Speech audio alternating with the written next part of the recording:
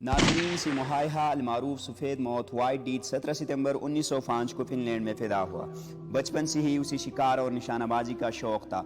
उसका ताल्लुक़ एक काश्तकार ख़ानदान से था। 17 बरस की उम्र में सिमो ने सिविल गार्ड्स नामी एक पैरामिलिट्री फोर्स में शमूलियत इख्तियार की। दौरान तरबियत ही सिमो के इंस्ट्रक्टर्स पर इंकशाफ हुआ कि सिमो निशानाबाजी में कमाल महारत रखता है। ट्रेनिंग के दौरान सिमो ने 500 फुट के फासले से 1 मिनट में 16 अहदाफ को कामयाबी से निशाना बनाकर सिविल गार्ड में एक नुमाया मुकाम हासिल कर लिया। सिमो बुनियादी तौर पर 2 हथियारों के इस्तेमाल में कमाल महारत का हामिल था, फिनलैंड साख्ता स्नाइपर राइफल और फिनलैंड साख्ता मशीन गन। 1939 में फिनलैंड के जारे हमसाया रूस ने फिनलैंड पर हमला कर दिया। रूस उस वक्त सुर्ख ताउन यानी कम्यूनियत के ज़ेर असर था और सोवियत इत्तेहाद की शक्ल में फैली ही कई ममालिक पर कब्जावर हो चुका था और अब इसकी तौसीफ पसंदाना नज़रें फिनलैंड पर टिकी थी। इन 2 ममालिक के दरमियान मुआवजे के लिए इतना कहना ही काफ़ी होगा कि रूस फिनलैंड से 51 गुना बड़ा है। इस जंग में रूस के 8 लाख सिपाही शामिल थे, जबकि फिनलैंड की आर्मी महज 3,40,000 सिपाहियों पर मुश्तमिल थी। फिनलैंड के 32 अदद टैंकों के मुकाबले में रूस ने 6,541 टैंक जंग में झोंक दिए, जबकि 114 अदद फिनलैंड फिजाइया की तैयारों का मुकाबला 3,880 जदीद रूसी तैयारी कर रहे थे। साफ जाहिर था कि रूस महज 3 दिन के अंदर ही फिनलैंड पर कब्जा कर लेगा, लेकिन फिल हकीकत मुट्ठी बर्फ इन अफवाज ने फिनलैंड के बर्फजारों को रूसी फौज के लिए बर्फ का जहन्नम बना दिया। सिमो ने भी इस जंग में अपनी कारकर्दगी के बेमिसाल जौहर दिखाए। मजमूई तौर पर इस जंग के दौरान सिमो ने अपनी स्नाइपर राइफल और मशीन गन दोनों की मदद से मजमूई तौर पर 505 रूसी फौजियों व अफसरों को ठिकाने लगाया। फिन अफवाज भले ही अफरादी क़ुव्वत और जदीद असलहे की कमी का शिकार थी, लेकिन बर्फ़ की जंग में इन्हें महारत हासिल थी, क्योंकि महाज जंग उनका अपना मुल्क था, इसलिए उसके चप्पे चप्पे से इन्हें वाकफियत थी, जबकि हमलावर फ़ौज को ये एडवांटेज हासिल न था। साथ ही फिन अफवाज सफ़ेद वर्दियों में मलबूस थी, जिससे इन्हें बर्फ़ में कैमोफ्लेज होने में मदद मिलती थी, जबकि रूसी फ़ौज के सब्ज़ वर्दी बर्फ़ में दूर ही से साफ नज़र आ जाती थी। दिसंबर 1939 को एक मुकाम पर सिमो और इसके 31 साथियों का टाकरा 4,000 रूसी फौजियों से हुआ। 21 दिसंबर 1939 को सिमो ने तनी तनहा अपने स्नाइपर राइफल की मदद से 25 रूसी फौजियों को कत्ल किया।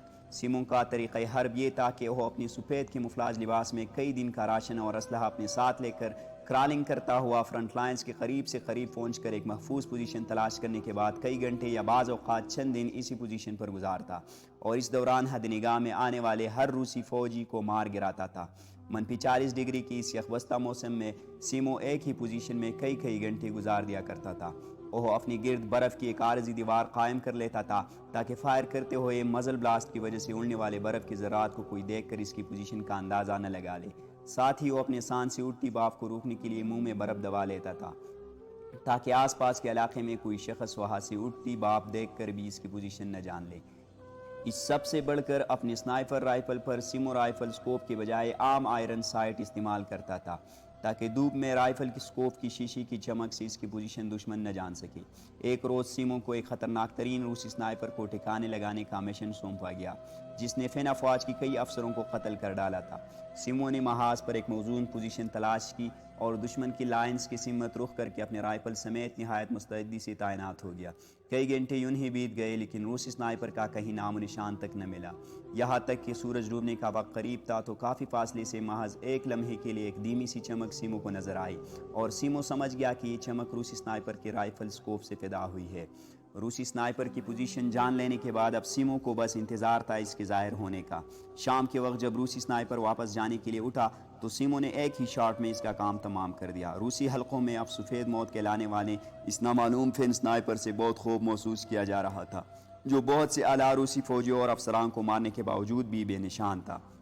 सिर्फ 98 दिन में 505 रूसियों को कत्ल करने के अलावा सिमो ने दौरान जंग सैकड़ों रूसी फौजियों को ज़ख्मी भी किया, जिनमें अक्सरियत ने बाकी ज़िंदगी माजूरी की हालत में गुजारी।